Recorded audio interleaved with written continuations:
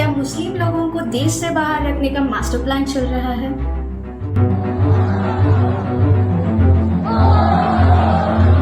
क्या मोदी हिंदू राष्ट्र बनाने का मास्टर प्लान कर रहे हैं? इस वक्त की सबसे बड़ी खबर कि इसे सरकार ने लागू कर दिया है सीए। क्या सच में मोदी चुनाव के कारण सीएए इम्प्लीमेंट कर रहे हैं? आप क्रोनोलॉजी समझ लीजिए, पहले सीए भी आने जा रहा है, सीए भी आने के बाद एनआरसी आएगा, और एनआरसी सिर्फ बंगाल के लिए नहीं आएगा, पूरे देश के लिए आएगा। Framing of this entire issue as exclusion of Muslims is a fundamental flaw. This is not about exclusion of Muslims.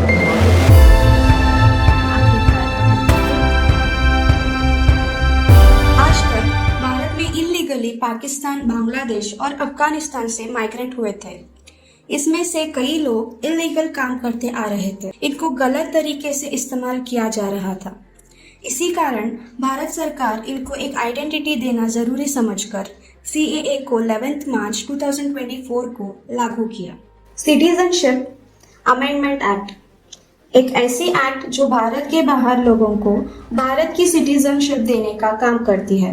मतलब जो भी व्यक्ति स्पेशली पाकिस्तान, बांग्लादेश और अफगानिस्तान से है, जैसे कि हिंदू, सिख, बुद्धिस्ट, जैन, क्रिश्चियन हैं और कई सालों से इंडिया में रह रहे हैं, उनको इंडियन सिटीजनशिप देने का काम सीएए करती है।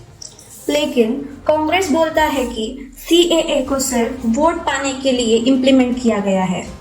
ममता जी बोलती हैं कि सीएए अपने लोगों की हक छीनने का काम कर रही है। ओआईसी ने अगर सीएए को इम्प्लीमेंट किया तो प्रोटेस्ट करने का वार्निंग भी दे चुके हैं। केरला और तमिलनाडु के गवर्नमेंट सीएए को लागू करने से मना कर चुके हैं कि मोदी जी ने इसी टाइम में ही क्यों सीएए को इम्प्लीमेंट किया। सीएए का कहानी 2019 में नहीं बल्कि 1947 में शुरू होती है। भारत के पार्टीशन के पहले कई हिंदू और नॉन मुस्लिम लोग पाकिस्तान में रहते थे। 1947 में पार्टीशन घोषित होते ही उसी दिन कई लाखों और करोड़ों लोग पाकिस्तान और बांग्लादेश से अपने सारे प्रॉपर्टी, घर, सब कुछ छोड़ के भारत आते हैं ताकि नई जिंदगी शुरू कर पाए। उनको एक आइडेंटिटी देने की वजह से पार्लियामेंट ऑफ इंडिया ने 38 दिसंबर 1955 में एक्ट को जारी किया गया। इसी एक्ट को आज हम सीएए के नाम से जाने जाता है। आसान भाषा में कहा जाए तो पहले जो भी भारत से हुआ करते थे और किसी कारण भारत से बिछड़ गए, उनको फिर से भारत में जगह और एक आइडेंटिटी देना।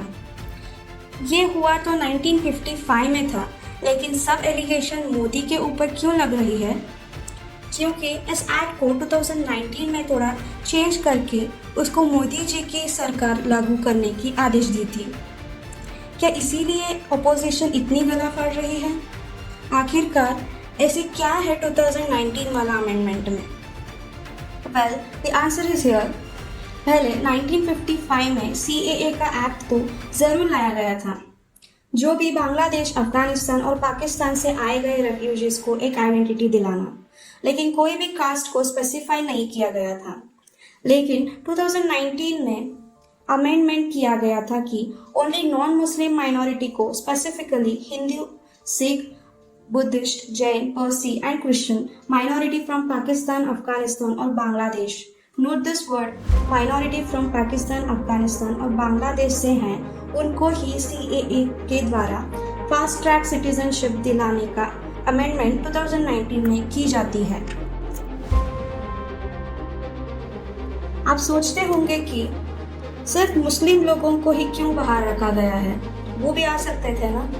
वेल, सीएए कोई भी कास्ट के खिलाफ नहीं है। सीएए का मेन गोल है कि पाकिस्तान और बांग्लादेश में जो भी माइनॉरिटी लोग हैं उनको भारत में फास्ट ट्रैक सिटीजनशिप देना, और पाकिस्तान, बांग्लादेश, अफगानिस्तान में मुस्लिम मेजॉरिटी होने के कारण मुस्लिम लोगों को सीएए में ऐड नहीं किया गया। जहां पहले जो भी माइग्रेंट्स भारत में आते थे उनको 12 साल देश में रहना पड़ता था, तब जाके उनको भारत का सिटीजनशिप मिलता था। लेकिन अभी सिर्फ 6 साल रहने से सीएए के तरफ से सिटीजनशिप दी जा रही है। जो भी माइग्रेंट्स दिसंबर 31, 2014 से पहले इलीगल तरीके से भारत में घुस गए थे, उनको इलीगल माइग्रेंट घोषित करने के जगह उनको एग्जम्पशन दी गई है और सिटीजनशिप के लिए भी एलिजिबल होंगे। लेकिन जो भी माइग्रेंट आसाम, मेघालय, मिजोरम और त्रिपुरा के ट्राइबल एरिया में रहते हैं उनको CAA से कोई भी बेनिफिट नहीं मिलेगी, क्योंकि ये सभी area tribal inner line system में आने के कारण ये जगह सिर्फ उस जगह की ट्राइबल लोगों को ही सीमित रखा गया है। ये सब एडिशन 2019 में हुआ है। 1955 के एक्ट को सिचुएशन के अनुसार बदल दिया गया था, लेकिन 2019 में अमेंडमेंट पास किए तो इतने साल क्यों लग गए इसको इम्प्लीमेंट करने में? ये क्वेश्चन तो ज़रूर आया होगा, क्योंकि ये अमेंडमेंट का नाम सुनते ही कई जगह में प्रोटेस्ट चालू किया गया। पर्टिकुलरली दिल्ली के शाहीन बाग में प्रोटेस्ट स्टार्ट हुए एंड प्रोटेस्ट खत्म होते ही कोविड-19 जैसे महामारी भारत को एंटर किया और इसी रिकवरी में देश को 2 से 3 साल लग गए। और पॉलिटिक्स के हिसाब से देखा जाए तो ज़्यादा वोट पाने के लिए और लोगों को इन्फ्लुएंस करने के लिए लोकसभा इलेक्शन से पहले इसको लागू किया जा रहा है। लेकिन इसमें गलत क्या है? अगर कोई भी पार्टी अच्छी काम करती है उसमें उनकी भी फ़ायदा देखने में कोई भी गलती नहीं है। मेरे प्यारे मुस्लिम भाई और बहनों, तुमको एक ही बात कहना चाहते हैं कि CAA का एक्चुअल पर्पस जानना तुम्हारे लिए बहुत ज़रूरी है। इधर किसी तरह से भी तुम्हारी आइडेंटिटी छीनने का काम नहीं की जा रही है। जो भी लोग आपको ये बता रहे हैं सभी लोग तुम्हारे फ़ायदा उठाने का काम कर रहे हैं। वोट के वजह से आपको रियलिटी से दूर रख रहे हैं। जो भी इंडियन मुस्लिम हैं उनको किसी भी तरह से CAA इफ़ेक्ट नहीं करने वाली है। ये सब बाहर से आने वाले लोगों को सिटीजनशिप देने का काम करती है, ना कि इंडियन मुस्लिम की आइडेंटिटी छीनने का काम। याद रखिए, ये भारत सभी तरह के लोगों को अपना बनाते आई है और आगे भी बनाएगी, इसलिए तो इसको भारत माता कहते हैं। If you have any doubt just drop a comment, because we value your thoughts.